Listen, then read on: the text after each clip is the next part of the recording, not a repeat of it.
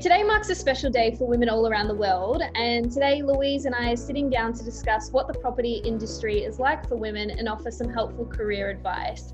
So the first question I have for you today, Louise, is how do you regard the property industry and its inclusiveness for women?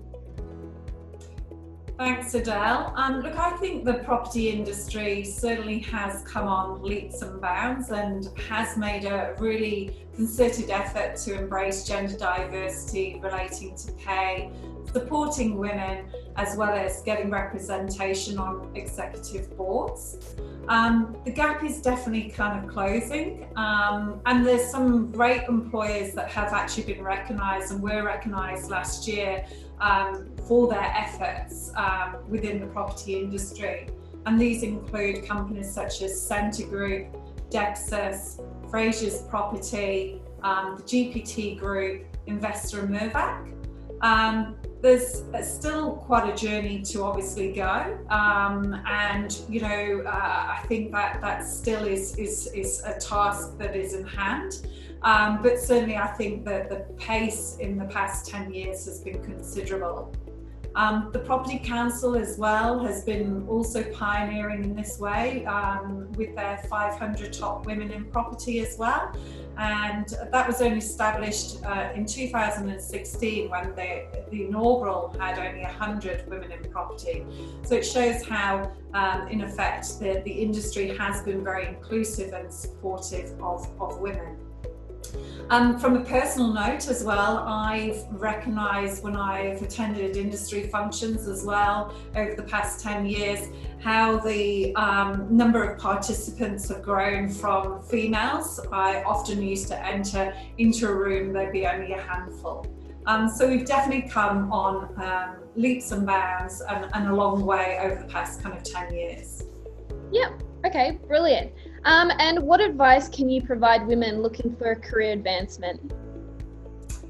I think there's a few pointers that I can provide on that side of things. Firstly, I think it's really important that we as women have those conversations with our senior managers or executives that we do actually want to progress and that we do have goals and aspirations. I often find that sometimes females perhaps might not have those conversations because they feel that they might be being perceived as a bit too pushy. So I think it's important to certainly have open and clear and concise communication. And with that comes seeking feedback with respect to what skills and knowledge that you might be lacking and what you might need to learn to get there so that will help you on that path. You should be perhaps finding out whether your current organisation will offer training or development, or if you can be recognised as a future leaders initiative. And perhaps seek out a mentor who may either be within your organisation or externally to help you on that journey. Yeah, definitely. That's some great advice. So another question I have is, when women are applying for career opportunities externally, what tips can you provide them?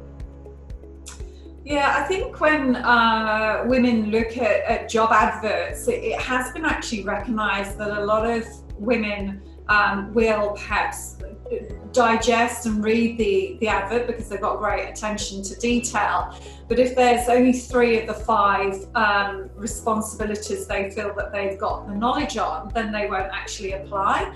Whereas males are more likely just to put a resume in and see where the journey goes. So my first tip is, if there is a role that you are interested in and you feel that you cover most of the pointers, apply. You actually don't know what might happen with that process. Employers certainly aren't always looking for every box to be ticked. What's more important for them is the right cultural fit and the right attitude and the willingness to learn sometimes. So yeah, don't let the advert perhaps hold you back and see where it may take you. The second advice I would say is definitely be confident in your abilities.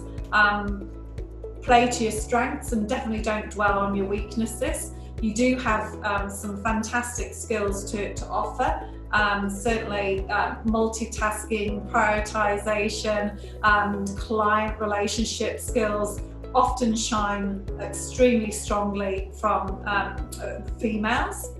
And you must remember that, you know, everybody is different and everybody does have their weaknesses and strengths, but, you know, you've got something unique which you can definitely bring.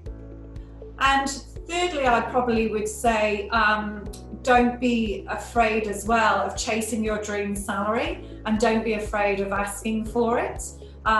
You really have worked hard to get to where you are, and you know, you shouldn't be afraid of asking it for it, because you deserve it. Yeah, definitely. That's great, Louise. And the last thing I want to ask you, as it's International Women's Day, what does the day actually mean to you? I think International Women's Day to me is about celebrating women and the contribution that they provide to society. I think also it's really important to recognise people who have been also very strong advocates and a great voice for women, and to, you know, challenge the status quo. So I think whether that's, you know, right across, you know, whether you are male or female, I think we need to recognise those voices that have helped and worked so hard. Secondly, I think it's time to perhaps reflect as well. Here in Australia, you know, we are on a journey, but there are many women that don't receive education. They can't play sports, they don't have a voice. And I think it's also kind of reflecting on that time and seeing what we can do collaboratively to obviously try and affect that change as well. Yeah, of course. Okay, well, that's all of our questions for today. Thanks so much, Louise, and I really hope that you have an amazing International Women's Day. And you too, Adele.